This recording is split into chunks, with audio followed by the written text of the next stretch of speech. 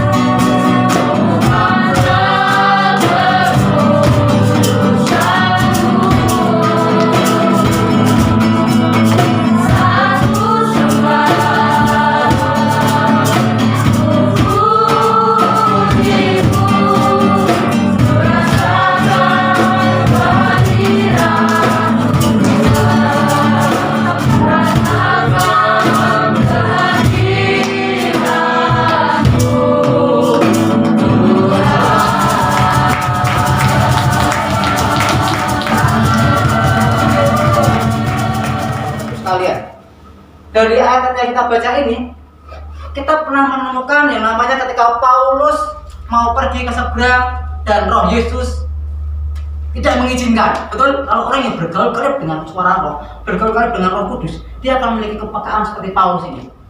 Betul? Jangan kita cuma insting kita, wah gege, jangan-jangan kita kesini, kesesat habis kalian. Paulus ini orang yang memiliki kepekaan luar biasa ketika dia hidup bergaul dengan Roh Kudus. Wow, kemana-mana hidupnya tuntun. Kamu udah boleh kesini, kamu kesini aja. Bahkan dia dapat menerjemahkan orang yang melambai-lambaikan tangannya. Oh, ternyata Paulus menyimpulkan kami dipanggil ke Makedonia. Coba kalau dia nggak turut suara Roh Kudus, dia nggak peka, hidupnya nggak dikuasai oleh Roh Kudus. Wah, sak penaknya sendiri. Sama seperti hidup kita, Bapak sekalian. Ketika hidup kita nggak dikuasai Roh Kudus, hidup kita dengan keinginan kita sendiri, pasti jalannya nabrak sana, nabrak sini. Sepenaknya kita sendiri, seenaknya kita sendiri. Alhamdulillah. Bahkan beberapa waktu lalu Bu Dena sempat mengirimkan video bagaimana Tuhan mau tuntun kita ke sana, tapi kita dadang nggak mau gitu. Tetapi hebatnya orang yang dikuasai Roh Kudus, hidupnya dipenuhi Roh Kudus, itu enak. Kemana-mana, Tuhan kita kemana ya? Tuhan mau kemana ya? Dan malam hari ini misalkan, yang namanya dipenuhi Roh Kudus itu bukan berbicara mengenai orang yang sudah lama bergereja, bagaimana orang lamanya beribadah, atau berapa umur muda. Paulus ini dibanding rasul-rasul, dia lebih muda pengenalannya akan Yesus, betul? Tetapi perjumpaannya pribadi dengan Tuhan itu mengubahkan kehidupannya, amin. Dan dia memiliki hubungan pribadi dengan Tuhan. Usianya, usia kerohaniannya, kalau diukur usia kerohaniannya dibanding rasul-rasul yang lain, dia jauh lebih muda.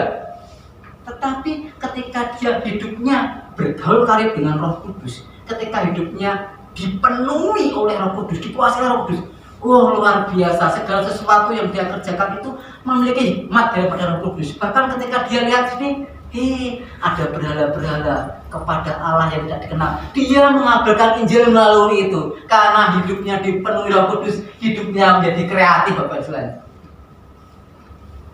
Pertanyaannya, kalau kita orang yang dipenuhi Roh Kudus, hidup kita tidak kreatif, waduh, hal apa yang memasuki kita? Kalau kita pasif kok gitu.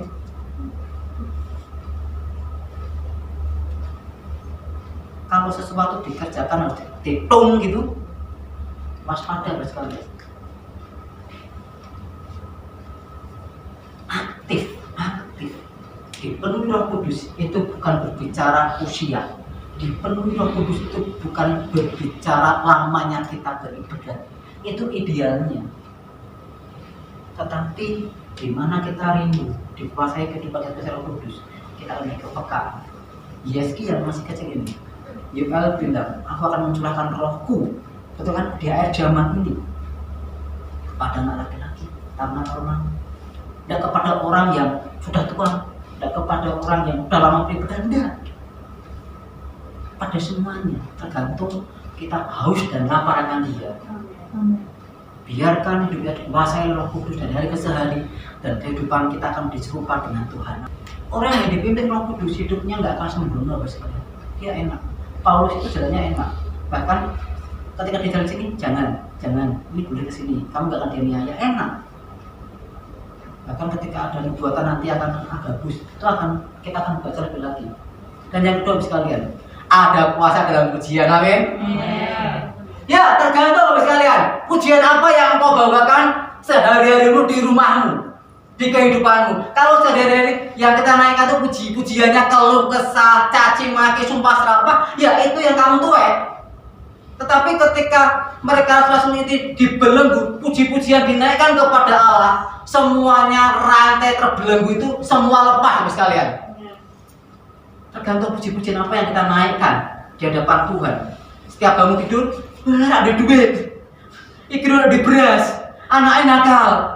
Ini kalau kamu naikkan bendino kayak gini, setiap hari kita naikkan hal-hal yang kayak gini yang negatif, engkau saudara dan saya akan menuai yang negatif pula. Tapi kalau puji-pujian yang kita naikkan itu pengagungan kepada Allah, puji-pujian yang menyenangkan hati Allah, luar biasa. Di rumah kita pasti akan dapat sukacita. Ada kelepasan dari ekonomi, ada kelepasan dari sakit penyakit, amin. Berapa sering kita naikkan puji-pujian itu sekalian? Bu Diana dulu sering kali bilang, aku setiap hari setel lagu-lagu puji-pujian di rumahku. Bangun tidur, start. Saya sekali istri saya bilang, oh nyanyi Pak, males. Saya enggak urusan. Saya tahu suara saya pas-pasan. Adol gitu.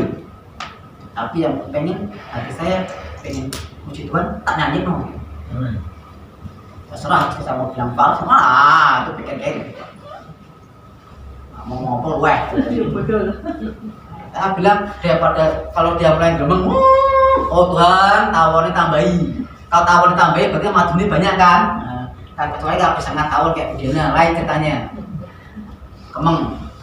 Nah, tapi kalau puji-pujian yang dinaikkan itu ucapan syukur kita, penyembahan kita kepada Allah di atas pujian. Ingat ketika Saul merasukan setan, Daud memainkan kecapi dan setan itu pergi daripada Saul. Amin. Sama ketika kita naikkan puji-pujian di rumah kita, penyembahan kita kepada Allah, hadirat Allah datang, pasti ada kelepasan, ada kesembuhan, ada jalan keluar dari permasalahan kita. Seperti rasul-rasul kerjakan itu. Ketika mereka naikkan, itu jemaat tuh yang nyembah Tuhan, bukan para panatua, bukan diakon, bukan rasul. Rasul dibelenggu, tapi jemaat bersatu hati, mereka memuji-mujikan, wih belenggu itu dilepaskan. Luar biasa sekalian. Dua hal ini sekalian. Biarkan kita dikuasai Roh Kudus hidupan kita, maka kita akan punya kepekaan. Naikkan puji-pujian syukur kita di rumah kita, di tempat kita berada. Mau kita lagi masak atau untas, mau kita lagi jualin plastik, mau kita mau lagi nyerokin ikan, kita mau goreng daging, ya naikkan puji-pujian kita dalam pujian itu. Tuhan berkati. Kita akan naik pujian malam hari ini, kita sembah Tuhan biar kita.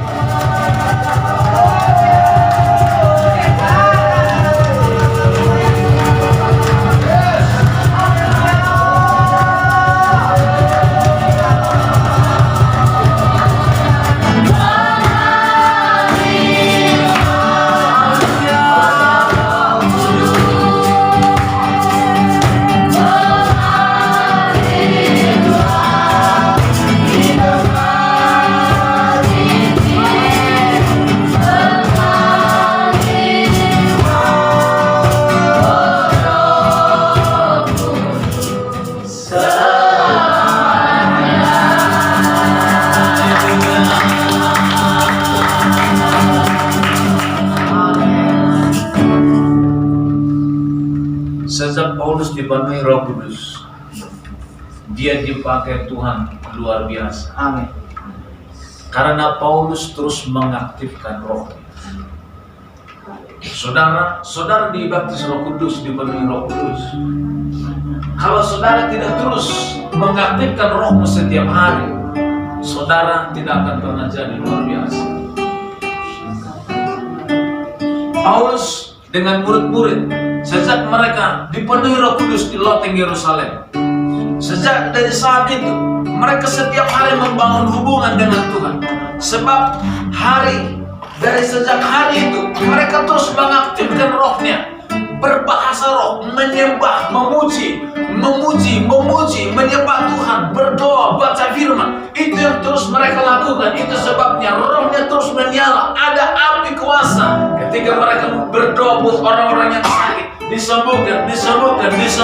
Itu karena api itu terus terpelihara di dalam rohnya, di dalam hidupnya. Saudara, kita jemaat Tuhan, kalau mau dipakai Tuhan seperti itu, harus setiap hari roh kita diaktifkan. Bukan hanya dalam 10 hari, bukan hanya dalam 10 malam, tetapi terus setiap hari berdoa dengan bahasa roh, dengan aktif, agresif, meluap-luap, terus, maka itu yang akan terjadi.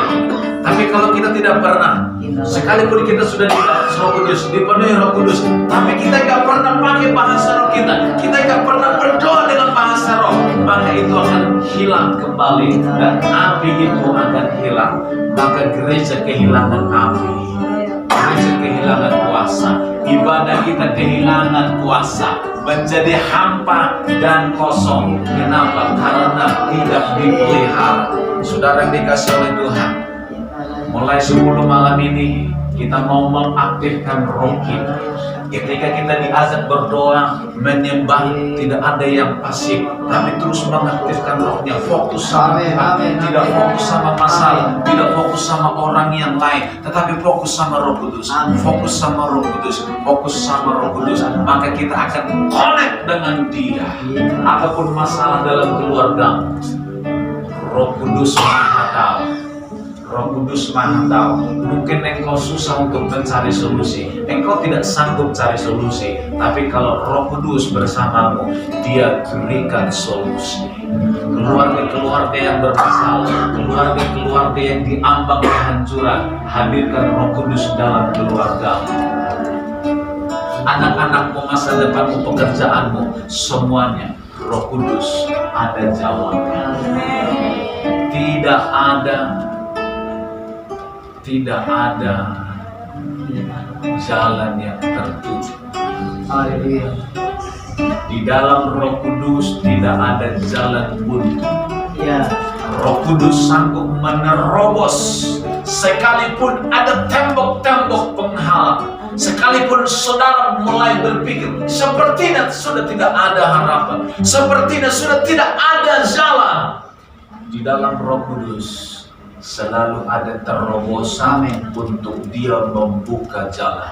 Hanya kita perlu mengaktifkan roh kita terus. Jangan terputus dengan Roh Kudus. Jangan terputus dengan Roh Kudus. Selama 10 malam ini, saudara, kita semua sudah mulai aktif, sudah mulai merasakannya. Kita mau terus sampai selama-lamanya. Saya percaya setiap keluarga akan bersaksi bagaimana Tuhan hadir di keluarga dan memulihkan keluarga, suami istri, anak-anak, pekerjaan. Saya percaya hari ini ke depan kita akan melihat dan menyaksikan pekerjaan karya Tuhan lewat hidup kita semuanya. Roh Kudus itu bukan bohong-bohongan. Roh Kudus itu bukan hanya di kisah para rasul. Roh Kudus itu sampai hari ini Dia nyata, Dia sanggup. Hanya kita terus membangun koneksi dengan Dia, membangun relasi dengan Dia, supaya kembali terjadi apa yang telah hilang selama ini.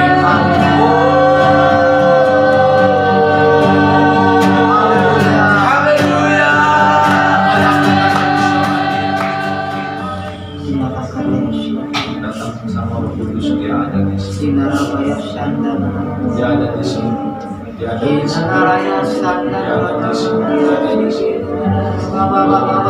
Biarkan Dia bekerja. Apapun masalahmu, apapun kesulitanmu, Roh Kudus ada di sini. Mari datang bersama. Terjadi